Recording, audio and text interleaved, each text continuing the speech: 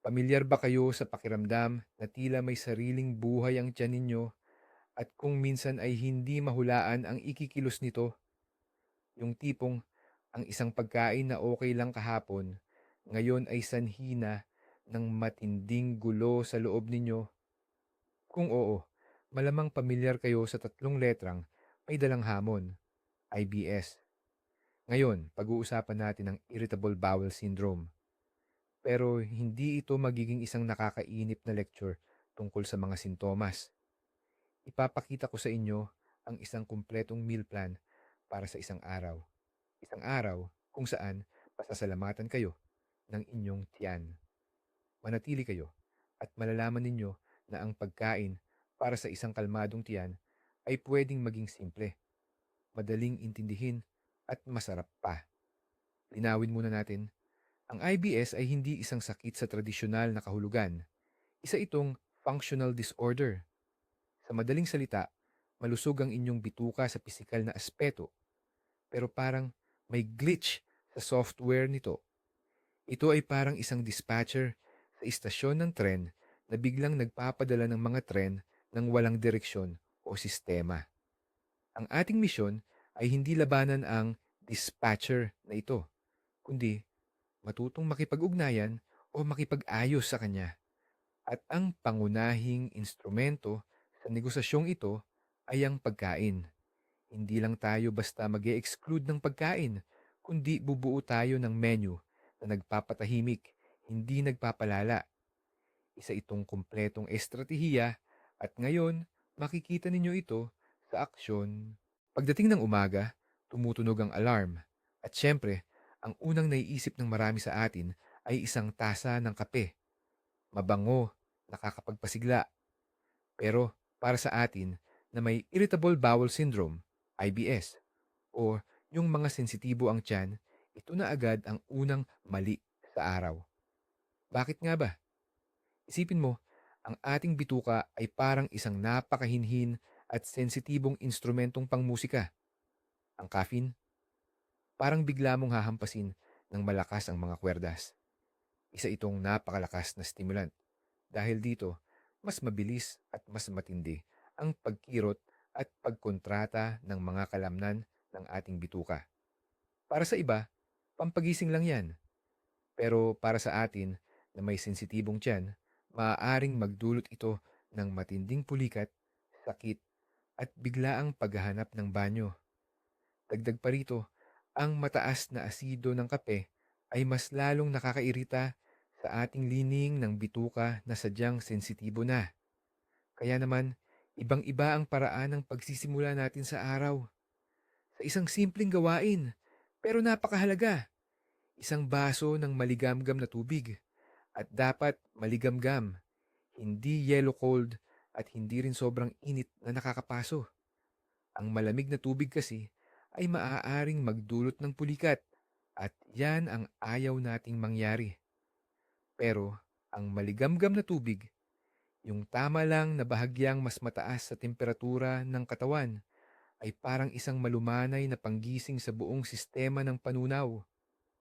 Dahan-dahan itong pinapaandar ang metabolismo, inihahanda ang tiyan para sa kakainin, at binabalik ang nawalang likido habang tayo'y natutulog. Parang isang warm-up bago mag-ehersisyo. Hindi ka naman agad magbubuhat ng pinakamabibigat na weights, di ba? Ganon din ang ating tiyan, kailangan ng ganitong maayos at dahan-dahang paghahanda. Ang simpleng hakbang na ito ang magtatakda ng tono para sa buong araw mo. Para bang sinasabi mo sa iyong katawan, ngayon, magiging kalmado tayo at magiging maingat tayo sa ating sarili. Pagkatapos ng mga 20 to 30 minuto matapos uminom ng tubig, kapag gising na ang ating tiyan at handa na para sa pagkain, oras na para sa almusal. At ang bida natin ngayon, oatmeal. Pero teka lang, huwag muna kayong umirap. Alam kong ang oatmeal ay pwedeng maging matalik na kaibigan o di kaya'y mapanlin lang na kalaban. Ang sikreto ay nasa maliliit na detalye. Kalimutan na ang instant oatmeal sa sachet o pakete. Kadalasan ay may asukal gatas na pulbos, at iba pang additives. Ang kailangan natin ay ordinaryong oatmeal na matagal lutuin, yung tinatawag na old-fashioned or rolled oats. At ang pinakamahalagang tip, lutuin ito sa tubig. Bakit hindi gatas? Ang gatas ng baka ay may lactose, isa sa mga pangkaraniwang sanhi ng mga problema sa tiyan tulad ng IBS. Kahit wala kang full intolerance, ang lactose ay maaaring magdulot ng pamamaga at discomfort. Plant-based milk, swerte-swerte lang din siyan. Ang almond o soy milk ay pwedeng may additives na hindi magugustuhan ng iyong bituka. Ang tubig ay neutral at ligtas na base. Nagbibigay ito sa atin ng ganap na kontrol sa komposisyon ng pagkain. Parang gumagawa tayo ng malinis na canvas kung saan natin ipipinta ang ating perpektong almusal. Lutuin ang oatmeal hanggang sa maging creamy at malambot ang consistency. Pwedeng magdagdag ng kaunting asin para mas lumabas ang lasa. At ayan, handa na ang ating base. Ngayon na mayroon na tayong perpektong, malasot lang bas, maging tapat tayo. Medyo nakakasawa naman kung oatmeal lang sa tubig. Gusto natin ng lasa, kulay at saya. Dito na pumapasok ang mga pampasarap. Pero sa mga ito, kailangan ng matinding pag-iingat. Isang mali lang, pwedeng masira ang lahat. Magsimula tayo sa mga berries. Mukha silang napaka-healthy, pero hindi lahat ng berries ay angkop para sa ating bituka. Ang pangunahing patakaran ay iwasan ang maraming maliliit na buto. Ang mga butong ito ay insoluble fiber na maaaring magsilbing parang liha sa ating sensitibong lining ng bituka. Kaya ang mga berries tulad ng raspberry o blackberry ay mas mabuting isantabi muna, lalo na kapag sumasakit ang tiyan. Ang ating pinili ay ang blueberry. Malambot ito, halos walang matitigas na buto at karaniwang madaling tanggap ng katawan. Pwede ring subukan ng kaunting strawberry pero obserbahan ang reaksyon ng katawan. Mahalaga, gumamit ng frozen berries na inyong pinatunaw muna o kaya'y bahagyang pakuluan kasama ng sinabaw na oatmeal. Ginagawang mas malambot at mas ligtas ng pagluluto ang fiber. Magsimula sa kaunti lang, literal na ilang piraso ng berries.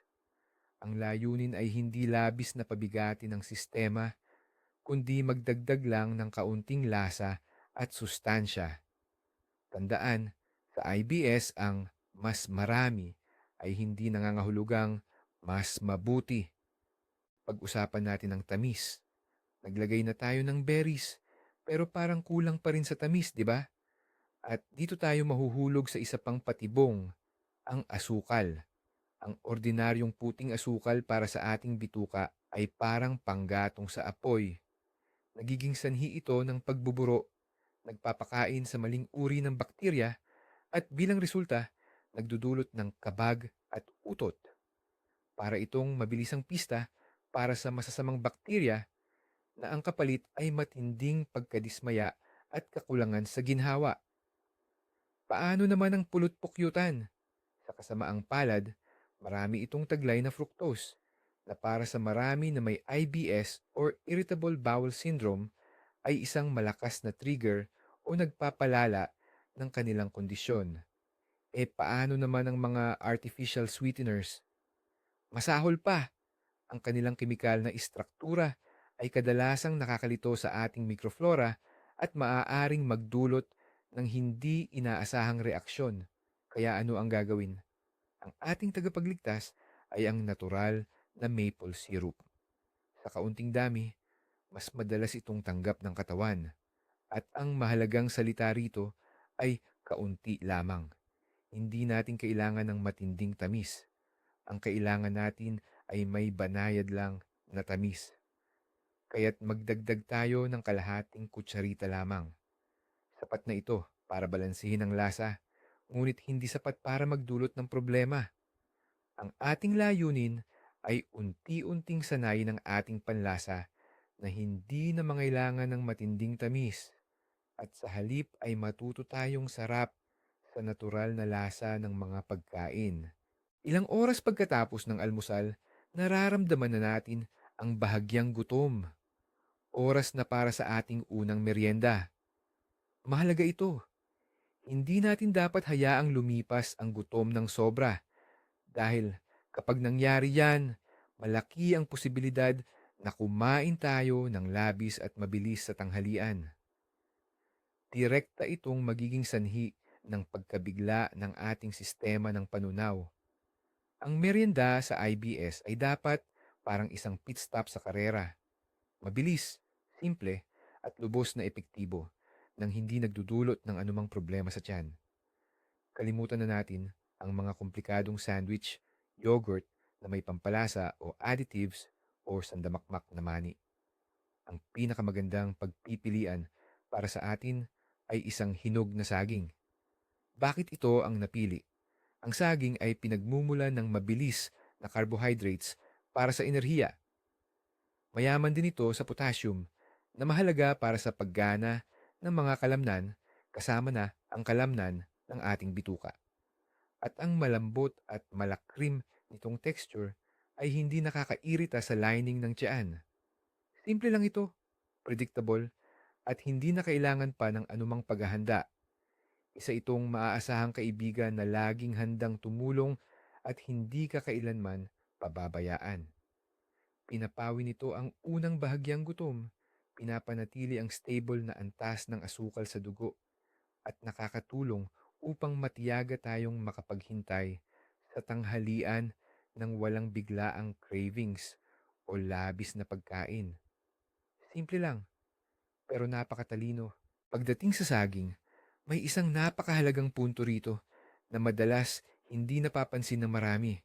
Hindi lahat ng saging ay pare-pareho. At para sa atin, ang pinakamahalagang salita ay hinog. Tingnan ninyo ang balat nito. Kung ang balat nito ay perpektong dilaw, walang kahit anong batik, or may bahid pa ng luntian, huwag ninyo muna itong piliin. Ang mga saging na ganyan, ang mga medyo hilaw pa, ay mayaman sa resistant starch.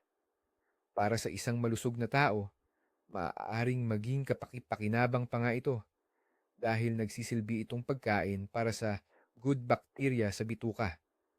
Pero para sa ating mga may sensitibong bituka, ang starch na ito ay talagang problema. Mahirap itong matunaw sa small intestine at umaabot sa large intestine ng buo, kung saan ito ay nagiging pagkain para sa mga bakterya na nagiging sanhi ng labis na gas. Ang resulta, pamamaga ng tiyan, discomfort, at pakiramdam ng pagkabundat at paninikip. Ang kailangan natin ay ang saging na mayroon ng maliliit na kayumangging batik-batik sa balat. Ito ang senyales na ang starch sa loob nito ay ganap ng nagbago at naging simpleng asukal. Ang ganitong klasing saging ay mas madaling tunawin, mas matamis, at higit na mas ligtas para sa ating sikmura. Kaya sa pamimili, piliin ninyo hindi ang pinakamaganda tingnan, kundi ang pinakatama na saging. Maliit na detalye lamang ito, pero sa mundo ng Irritable Bowel Syndrome, IBS, ang mga ganitong maliliit na bagay ang bumubuo ng malaking pagkakaiba. Malapit na ang oras ng tanghalian at bago pa natin pag-usapan ang mismong pagkain, may isa pa tayong simple pero napakahalagang patakaran na kailangan nating tandaan. Ito ay tungkol sa mga inumin. Marami sa atin ang sanay na sinasabayan ng inumin ang pagkain, tubig, juice, or tsaa. Pero para sa mga taong may IBS, Irritable Bowel Syndrome, ang nakagawiyang ito ay maaaring magdulot ng masamang epekto. Kapag umiinom ka habang kumakain, pinapababa mo ang konsentrasyon ng iyong stomach acid or digestive juices. Bumababa ang bisa ng mga enzyme at acid na mahalaga sa mabisang pagtunaw ng pagkain. Dahil dito, ang pagkain ay hindi maayos na natutunaw, mas matagal nananatili sa tiyan at pumapasok sa bituka ng hindi sapat ang pagkaproseso. Nagdudulot ito ng dagdag na pasanin sa buong sistema at maaring maging sanhi ng pagkabigat ng pakiramdam, paglobo ng tiyan at pamumuo ng gas. Kaya tandaan natin ang simpleng patakaran. Uminom bago kumain, hindi habang kumakain. Uminom ng isang basong tubig na nasa temperatura ng kwarto, 20 hanggang 30 minuto bago ang iyong pagkain. Makakatulong ito na maalis ang iyong pagkauhaw, may handa ang tiyan, at hindi makasasagabal sa proseso ng pagtunaw. Pagkatapos naman kumain, mainam na maghintay ka ng hindi bababa sa 40 hanggang 60 minuto bago ka muling uminom. Oo, sa simula ay maaaring medyo kakaiba o hindi nakasanayan ito. Ngunit maniwala ka, ang simpleng gawin na ito ay makabuluhang makakapagpabuti ng iyong pakiramdam pagkatapos kumain. Binibigyan mo ang iyong katawan ng pagkakataon na gumana ng mas epektibo at walang anumang sagabal. Ngayon, sa tanghalian, sa oras na ito ng araw, madali lang tayong magkamali. Ang kumain ng komplikado, mamantika at maraming sangkap. Isang business lunch, isang cafe, isang komplikadong salad, pritong karne. Lahat ng ito ay maaaring gawing bangungot ang ikalawang bahagi ng araw mo. Pero iba ang diskarte namin. Hindi tayo magluluto ng komplikadong ulam. Sa halip, bubuuin natin ang tinatawag nating balangkas ng kapayapaan. Ito ay isang simpleng formula na binubuo ng tatlong ligtas at madaling maunawaang elemento.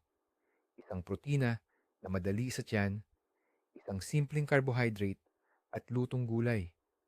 Isipin ang isang plato na nahahati sa tatlong bahagi. Ang bawat bahagi ay pupunuin natin ng isa sa mga elementong ito. Walang komplikadong sarsa, walang prito, at walang kakaibang putahe. Ang layunin ay lubos na pagiging simple at madaling hulaan. Ang paraang ito ay aalisin ng stress sa pagpili kung ano ba ang pwede kong kainin. Binibigyan ka nito ng ganap na kontrol sa bawat bahagi ng iyong tanghalian. Alam mo ng eksakto kung ano ang nasa iyong plato at makakasiguro kang bawat isa sa mga pagkain na ito ay kakampi mo, hindi kaaway. Hindi lang ito basta tanghalian. Ito ay isang estratehikong hakbang para sa isang tahimik at produktibong hapon. Suriin natin ng mas detalyado ang bawat elemento ng balangkas na ito. Umpisahan na natin ang pagbuo ng ating plano sa pagkain. At ang una at pinakamahalagang elemento, ang protina. Mahalaga ang protina para mapunan tayo, makabuo ng mga selula at magkaroon ng matatag na enerhiya. Ngunit hindi lahat ng protina ay pari-parehong mabuti para sa sensitibong tiyan. Ang matatabang pulang karne, tulad ng baboy o baka, ay matagal at mahirap tunawin na nagbibigay ng labis na pasanin sa digestive system. Ang mga gulay na buto, bagamat galing sa halaman ng protina, ay madalas magdulot ng matinding paglobo ng tiyan o kabag. Kaya ang pipiliin natin ay protinang madaling tunawin at angkop sa diet. Ang perpektong kandidato ay pinakulo o in-steam na dibdib ng manok o turkey fillet. Bakit sila? Halos walang taba at matitigas na hibla ang mga ito. Kaunting pagsisikap lang ang kailangan ng katawan para matunaw at maabsorb ang mga ito. Mahalagang tandaan, lutuin ito ng walang balat dahil diyan matatagpuan ang karamihan ng taba at huwag nang gumamit ng komplikadong marinade or breading. Simpleng pakuluan lang sa inasinang tubig at pwede ring lagyan ng dahon ng laurel para bumango. Ito ay purong dekalidad na protina na magbibigay sa iyo ng matagal na pagkabusog ng walang bigat o diskomportable sa tiyan. Ito ang pundasyon ng ating maginhawang kainan. Ang ikalawang bahagi ng ating pagkain ay ang side dish, ang pinagmulan ng carbohydrates para sa enerhiya. At dito, sasalungatin natin ang kasalukuyang uso ng mga whole grain na produkto. Totoo, ang brown rice, buckwheat at quinoa ay talagang masustansya at may magandang benepisyo. Ngunit ang balat ng mga ito ay naglalaman ng maraming magaspang na fiber. At tandaan natin, Ang insoluble fiber ay maaaring maging irritant sa ating bituka. Maaari itong magdulot ng kabag, paghapdi at pabilisin ng pagdumi na lubos nating iniiwasan. Kaya naman, ang ating pipiliin ngayon ay ang pinakasimple at sa tingin ng marami, walang gaanong pakinabang, ang ordinaryong puting kanin. Bakit ito? Sa proseso ng paggiling, tinatanggal ang magaspang na balat na iyon. Ang naiiwan ay halos purong starch na napakadaling tunawin at masipsip ng ating katawan. Ang puting kanin ay kumikilos bilang isang banayad na absorbent. Pinapakalma nito ang bituka at hindi nagiging sanhi ng pagbuburo. Para sa maraming taong may IBS, Irritable Bowel Syndrome, ito ang nagiging tunay na lifesaver sa mga panahong lumalala ang kanilang kondisyon. Lulutuin lang natin ito sa tubig nang walang idinagdag na mantika. Makakakuha tayo ng neutral, nakakapagpaamo at lubos na ligtas na side dish na magbibigay ng enerhiya at hindi magdudulot ng anumang problema. Ito ang perpektong halimbawa kung saan ang mas simple ay nangangahulugang mas mainam. At narito ang ikatlo at huling sangkap ng ating pagbuo, ang mga gulay. Puno ng bitamina, mineral at fiber, talagang kailangan natin ang mga ito. Pero madalas, ang mga gulay mismo ang nagiging sanhi ng problema para sa mga may irritable bowel syndrome or IBS. Ang mga hilaw na gulay, lalo na ang mga cruciferous gaya ng repolyo at broccoli, ay maaaring maging sanhi ng matinding pagiging mabinat o bloated.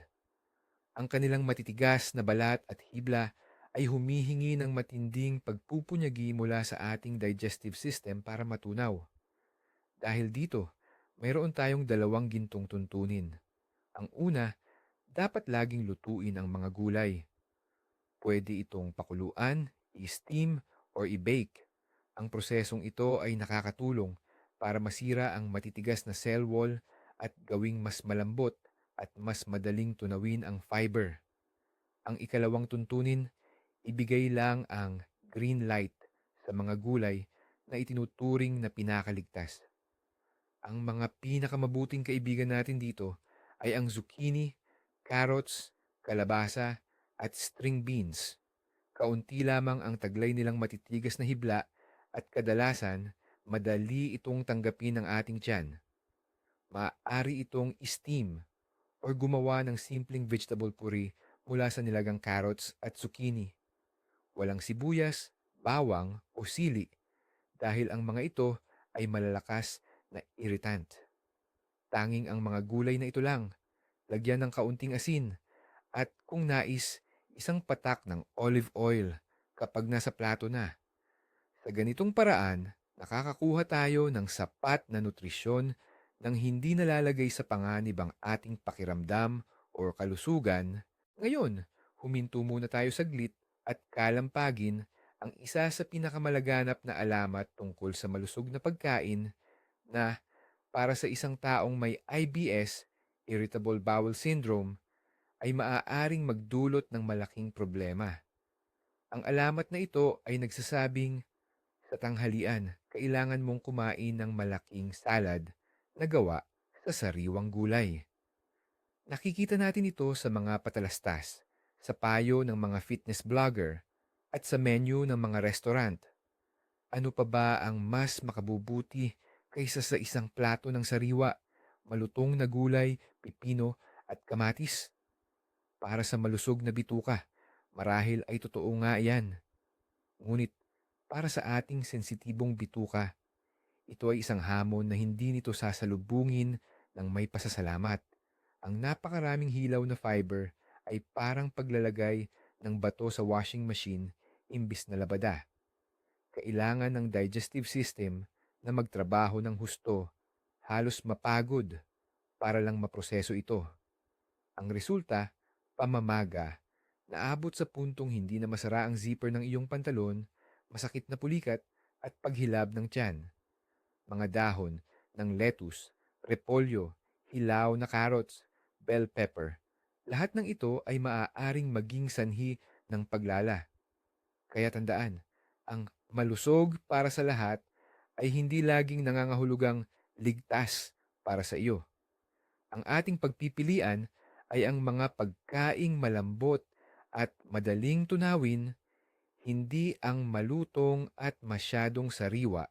Tapos na ang tanghalian, lumipas na ang ilang oras, at matagal pa bago maghapunan.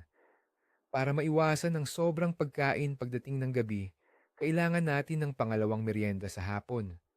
Dapat mas magaan pa ito kaysa sa merienda sa umaga. Hindi natin kailangan ng maraming kalorya. Ang kailangan lang natin ay bahagyang mawala ang gutom at manatiling stable ang ating enerhiya. Ano kaya ang magandang opsyon? Prutas?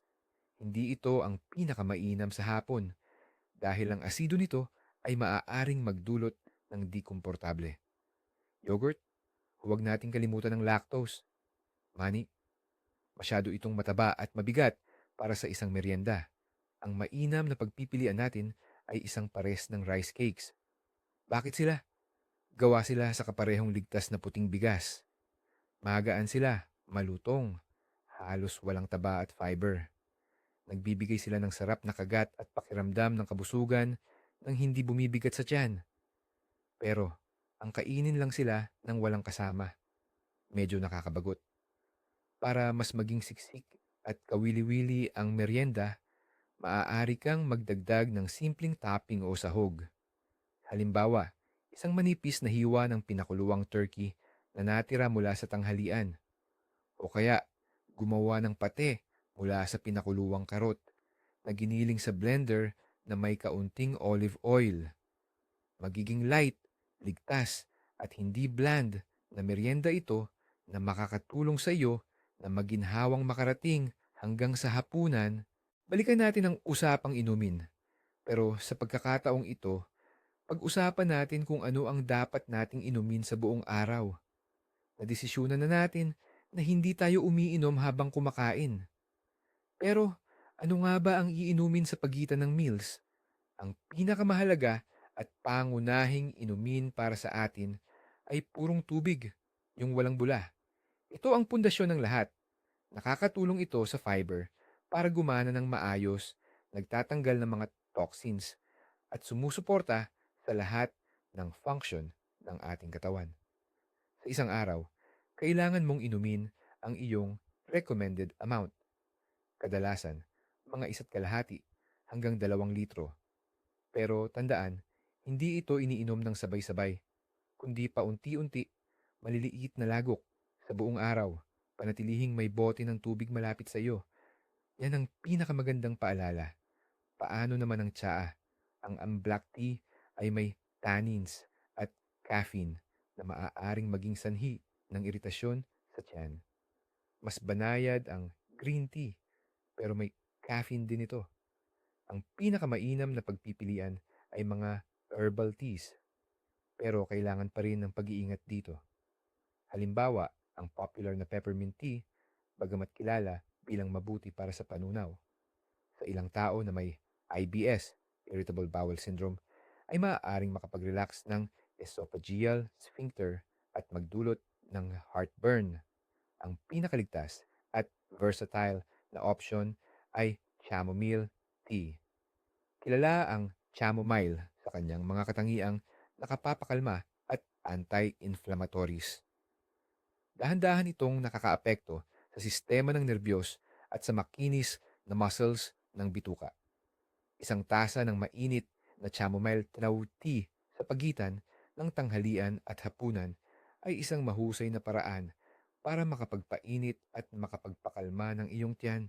Malapit na ang gabi at oras na para maghapunan. May dalawang mahalagang patakaran na dapat nating sundin para magkaroon tayo ng payapa at magaan na gabi at sariwang pagising sa umaga. Ang una ay ang pagiging tama sa oras. Dapat tapos na ang hapunan ng hindi bababa sa 3 hanggang 4 na oras bago ka matulog. Kung matutulog kang busog ang tiyan, pinapagod mo lang ang iyong digestive system dahil magtatrabaho pa rin ito magdamag. Hindi ito makakapagpahinga at patuloy itong magproseso ng pagkain na magreresulta sa hindi magandang tulog, bigat sa tiyan paggising, at posibleng kabag. Bigyan mo ang iyong katawan ng sapat na oras upang matunaw ang pagkain bago pa ito magsimulang magpahinga. Ang ikalawa naman ay ang pagiging magaan. Ang hapunan ang dapat ang pinakamagaan na pagkain mo sa buong araw.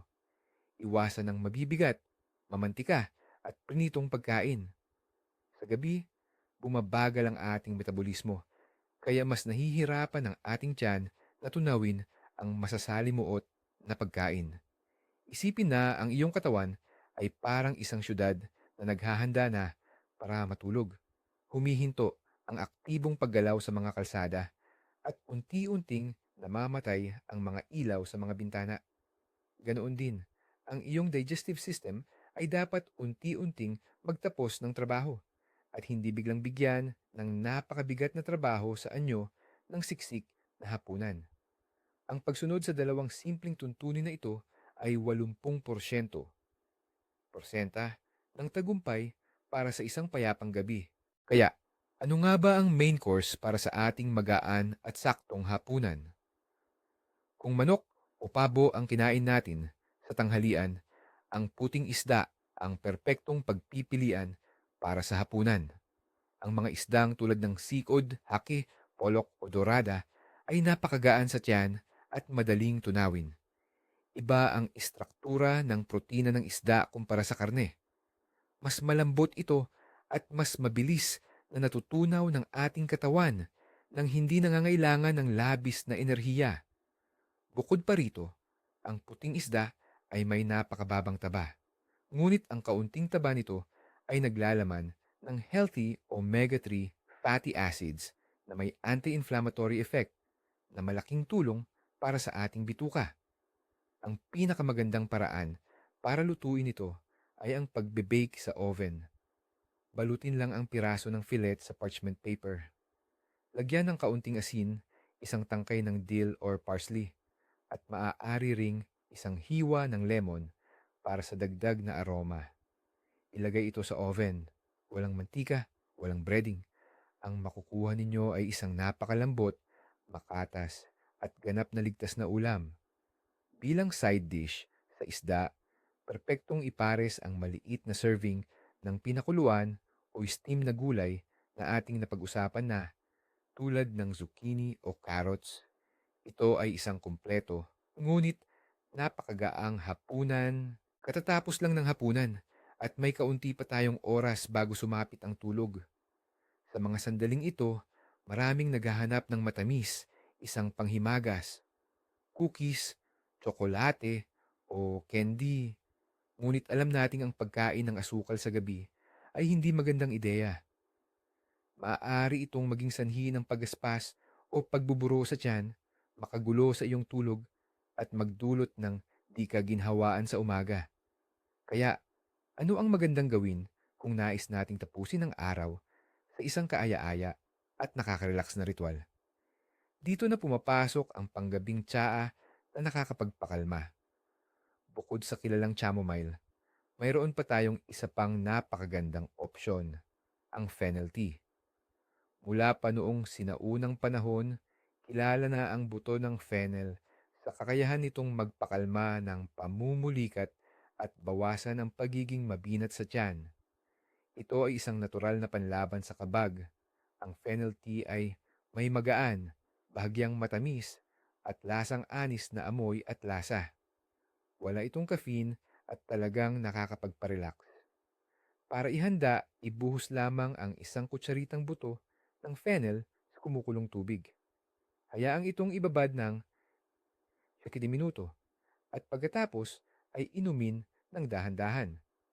Ang mainit at mabangong inuming ito ay hindi lamang magsisilbing kapalit ng iyong dessert, kundi makakatulong din para kumalma ang iyong tiyan bago matulog. Maiiwasan nito ang pamamaga at anumang di kaginhawaan sa gabi. Ito ang perpekto at nakakagaling na pagtatapos ng iyong araw. Buong araw, sinadya nating iwasan ang matatabang pagkain. Pag-usapan pa natin ito ng mas detalyado. Ang taba ay isang mahalagang bahagi ng ating dieta, ngunit sa mga may IBS, napakakomplikado ng relasyon natin dito. Kahit ang mga pagkain na tila napakalusog, tulad ng abukado, mani, buto, o matatabang isda tulad ng salmon, ay maaaring maging isang bitag. Bakit? Una, pinababagal ng taba ang pag-alis ng pagkain sa sikmura. Mas matagal itong nananatili roon na maaaring magdulot ng pakiramdam ng kabusugan at bigat. Pangalawa, para matunaw ang taba, kailangan ng masiglang paglabas ng apdo. Ang prosesong ito mismo ay isang malakas na stimulant para sa paggalaw ng bituka or peristalsis. Sa mga taong may IBS, lalo na sa diarrheal type, ang ganitong biglaang pagtaas ng aktibidad ay maaaring mag-trigger ng mga pulikat at matinding pagdumi. Hindi ito nangangahulugang dapat ganap na alisin ang taba. Hindi. Ngunit kailangan itong mahigpit na kontrolin ng dami. Literal na isang patak lang ng olive oil ang ginamit natin at kumuha rin tayo ng kaunting taba mula sa isda. Sapat na yon.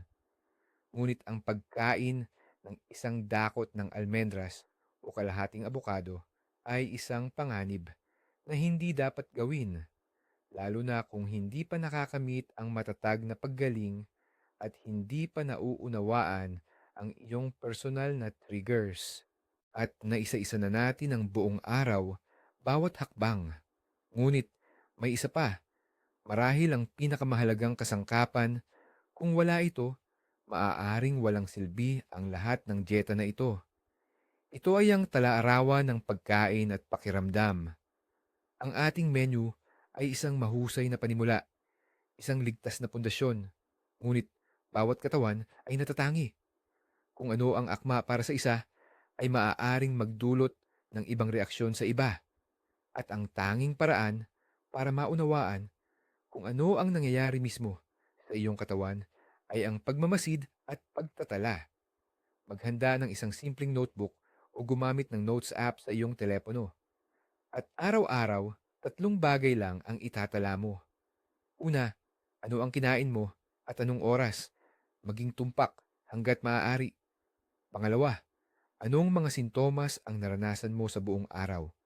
Tulad ng kabag, pananakit, pulikat, at uri ng dumi. Pangatlo, ano ang antas ng iyong stress at paano ang tulog mo sa gabi? Pagkatapos ng 1 hanggang 2 linggo ng pagtatala, masisimulan mong makita ang mga pattern.